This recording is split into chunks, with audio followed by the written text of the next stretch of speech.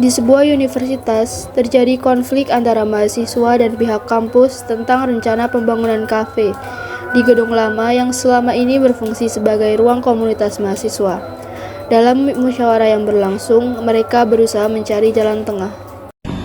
Baik semuanya, terima kasih sudah hadir di sini. Sebelum kita mulai, saya ingin kita semua sepakat untuk mendengarkan satu sama lain tanpa saling memotong.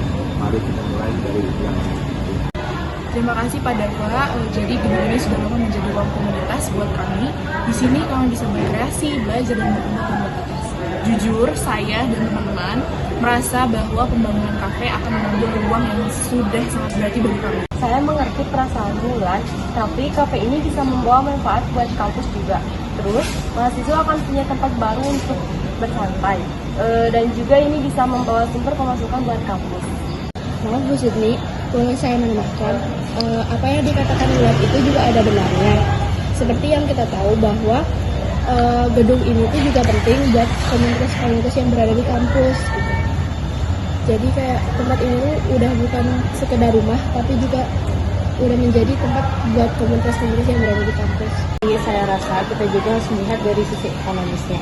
Dengan adanya kafe ini dapat menguntungkan mahasiswa juga yang ingin terjun ke lapangan bisnis seperti kerja part-time, magang, ataupun belajar bagaimana cara mengelola bisnis.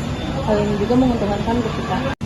Bukannya saya menolak ya ide pembangunan kafe ini, tapi jika kafe itu dibangun, kita juga harus pikirkan dampaknya pada lingkungan kampus.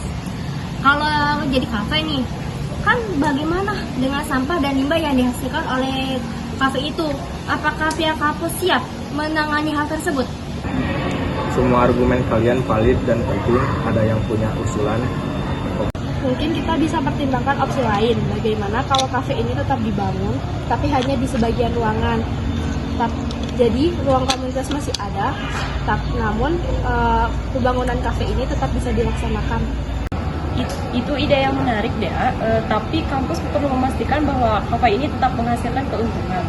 Kalau gitu, gimana kalau kita buat ruang komunitas di salah satu lantai dan kafe di lantai yang lain gitu? Saya bisa terima itu, asal ruang komunitas ada kegunaan karakternya. Kita perlu desain yang bisa memisahkan antara aktivitas kafe dan komunitas. Jadi dua-duanya itu bakalan tetap nyaman.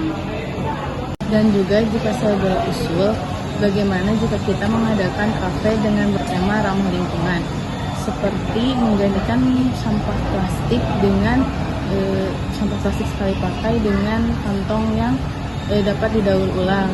Itu juga sesuai dengan tema yang Anissa inginkan.